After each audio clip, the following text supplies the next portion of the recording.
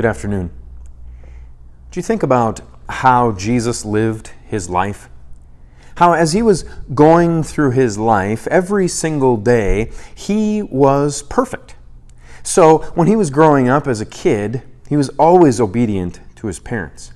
If he was playing out in the front yard with other kids, he was always being unselfish, always putting others' needs first. He was always looking out for other people. As he got to be a teenager, he didn't have the talking back problem that a lot of teenagers have. He was always very respectful of his parents. As he got even older, he was making sure that he was pulling his own weight around the house. He was making sure that he was always serving his parents and those in the community around him. He was doing all of this every single day for every day of his entire life. He was completely perfect, the only human being to ever have accomplished that. And the reality is, how is it that Jesus could accomplish that? Well, Jesus was true God as well. Jesus was true God and true man in one person, and that was the only way that he was able to live his life perfect every single day. There have been a lot of people that have looked at Jesus and thought, he's my example to follow. He's the one that I have to live like.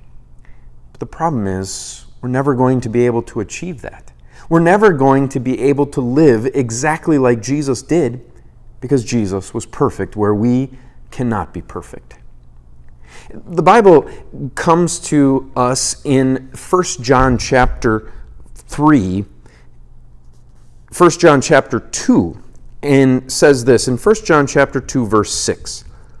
The one who says he remains in him should walk as Jesus walked. So, is this saying that if I say that I'm a believer, that somehow, some way I'm going to have to walk like Jesus walked? I'm going to have to live like Jesus lived perfectly? Well, that may be the expectation, but we know that that's not going to be accomplished. What John is saying here is that if you're going to remain in Jesus, if you're going to say that you remain in Jesus, then that comes from faith that is already planted in your heart.